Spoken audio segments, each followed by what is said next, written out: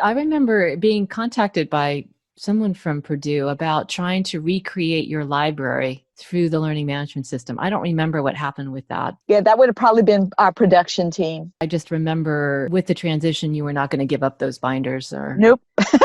And I don't know how that happens for most institutions where, they purchase this huge learning management system and everything is going to go through there. I've been very fortunate. My dean, who was a math chair before she became dean of the School of General Education. And she has been 100% on board because we've been able to show her the value of these and how it has had a positive impact on the metrics in our classes. And the students specifically mentioned the LiveBinders in their end of term surveys when they write comment.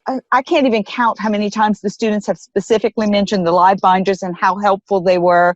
And so she sees the value in it, and she has championed it for us many, many times. And so thank you, Jody DeCourt, because she has been fabulous. Whatever it is that you believe in and the technology that you think works for your students, you just have to be really resilient about it and see that it really works. I mean, the proof is in the pudding, right? If the students are using it, I guess that's the key. Well, and being a statistician didn't hurt because I was able to throw all kinds of graphs and statistics at them. It's like, no, you can't take these away. Look what's going to happen.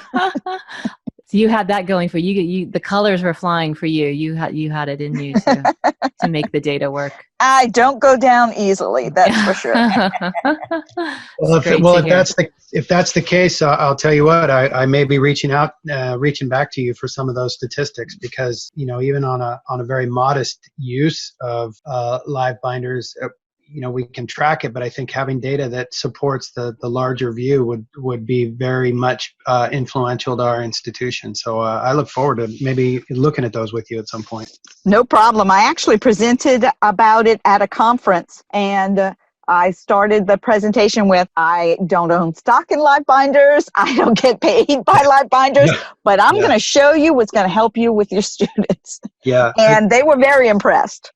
That's actually we think alike because I often start with that because in my flex activity that I did, I started with that. I don't own stock in LiveBinders. I'm not an owner. I don't get anything for this. I just want you to see what it is that I really am impressed by and how it works for me. And boy, right. I don't want them to think that I'm biased in any way because I'm not. I just have seen it work very successfully, and I always like sharing information that can help my students or anybody else's students. You get into education, let's face it, not for the money, but because you have a passion for working with students and helping them be successful. And that passion extends beyond our institutional boundaries. Boy, you bet. Yeah, and that's what I love, and that's what I see, and I feel it when I talk to you guys, and I'm so happy to get you in the same quote unquote room together and hopefully sharing ideas and feeling good about, what you guys have done to make your mission kind of work successfully for you and your students.